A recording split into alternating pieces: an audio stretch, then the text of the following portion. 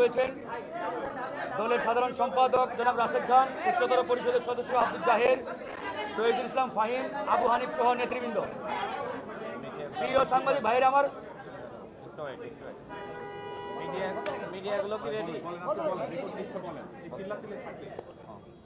প্রিয় সাংবাদিক বন্ধুগণ, জনাব নুরুল হক নূরের আজকে রিলিজ নেওয়ার কথা ছিল। সেই সুবাদে আজকে তিনি গণমাধ্যমের সাথে কথা বলার জন্যই মূলত আজকের এই জরুরি সংবাদ সম্মেলন আমরা আহ্বান করেছিলাম। কিন্তু গতকাল রাতে হঠাৎ করে নতুন কিছু জটিলতা দেখা দেওয়ায় রাতের বেলা তড়িঘড়ি করে বেশ কয়েকটি রিপোর্ট করা হয়েছে। সেই পরীক্ষা নিরীক্ষার পরে তার বেশ কয়েকটি জটিলতা ধরা পড়ায় তাকে আজকে রিলিজ দেওয়া হচ্ছে না। বিধায় আরও বেশ কয়েকদিন নুরুল হক নূরকে হাসপাতালে থাকতে হচ্ছে। তার যে জটিলতাগুলো ইতিমধ্যে দেখা দিয়েছে তার মধ্যে অন্যতম হচ্ছে তার যে নাসাল বোন ফ্র্যাকচার, এটা আরও কিছুটা জটিল হয়েছে। একই সাথে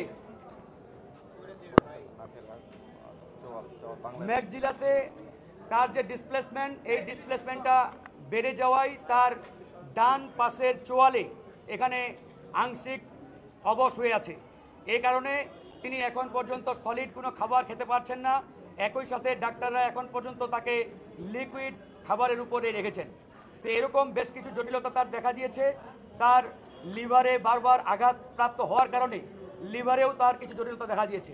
তো সামগ্রিক কারণে ডাক্তার মনে করছে যে তাকে আরও বেশ কয়েকদিন হাসপাতালে রাখতে হবে, এই জন্য রিলিজ দেওয়া হচ্ছে না। প্রিয় সাংবাদিক বন্ধুগণ, ইতিমধ্যে আপনারা জেনেছেন যে অন্তর্বর্তীকালীন সরকার প্রধান ডক্টর মোহাম্মদ ইউনূস জনাব নুরুল হক নূরকে বিদেশে নেওয়ার একটি কমিটমেন্ট তিনি করেছিলেন এবং জাতির সামনে তিনি প্রকাশ্যে ঘোষণা দিয়েছিলেন যে অতি দ্রুত জনাব নুরুল হক নূরকে যাতে বিদেশে নিয়ে ট্রিটমেন্ট দেওয়া হয়। কিন্তু অত্যন্ত দুঃখের সাথে জানাচ্ছি, সরকার প্রধানের ঘোষণার পরেও তারা জনাব নুরুল হক নূরকে নিয়ে বিদেশে নেওয়ার বিষয়ে তাদের যে সিদ্ধান্ত বা কার্যক্রম, এই কার্যক্রমে আমরা যথেষ্ট গড়িমসি লক্ষ্য করছি। তারা শুরুতে জনাব নুরুল হক নূরকে সিঙ্গাপুর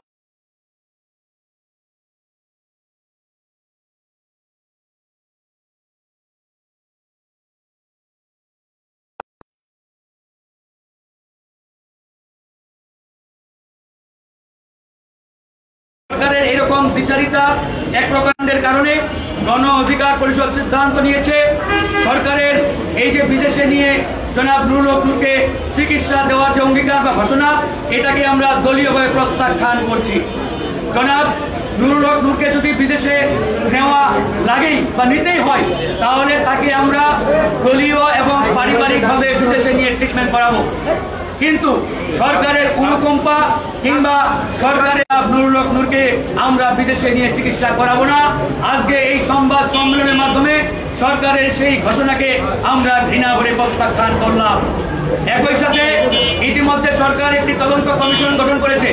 এই তদন্ত কমিশনের কার্যকাল তারা 30 দিন অর্থাৎ 30 কার্য দিবস নির্ধারণ করেছে। এটাও এক প্রকারের প্রতারণামূলক কার্যক্রম ছিল সরকারের পক্ষ থেকে। আপনারা জানেন যে জনাব নুরুল হক নূরকে কারা আক্রমণ করেছে, কারা তার উপরে হামলা চালিয়েছে, সেটা দিনের আলোর মতো পরিষ্কার। গণমাধ্যমের ভিডিও লাইভে আসছে, সেখানে কতিপয় সেনা সদস্য প্রকাশ্যে মিডিয়ার সামনে জনাব নুরুল হক নূরকে রক্তাক্ত করেছে। এরকম ভিডিও ফুটেজ প্রমাণ থাকা সত্ত্বেও সরকার যখন তদন্ত কমিশন করে 30 কার্য দিবস সেই কমিশনের মেয়াদ দেয়, তার মানে বুঝতে হবে সরকার এই ঘটনার বিচার সঠিকভাবে সদিচ্ছা রয়েছে। এটা কিন্তু অনেকটা আমরা সন্দেহের চোখে দেখছি। তারপরেও যেহেতু কমিশন গঠন করেছে, এই কমিশনের অগ্রগতি কতটুকু সেটি আমরা সরকারের কাছে জানতে চাই। প্রিয় সাংবাদিক বন্ধুগণ, ইতিমধ্যে আপনারা দেখেছেন এই ঘটনা ঘটা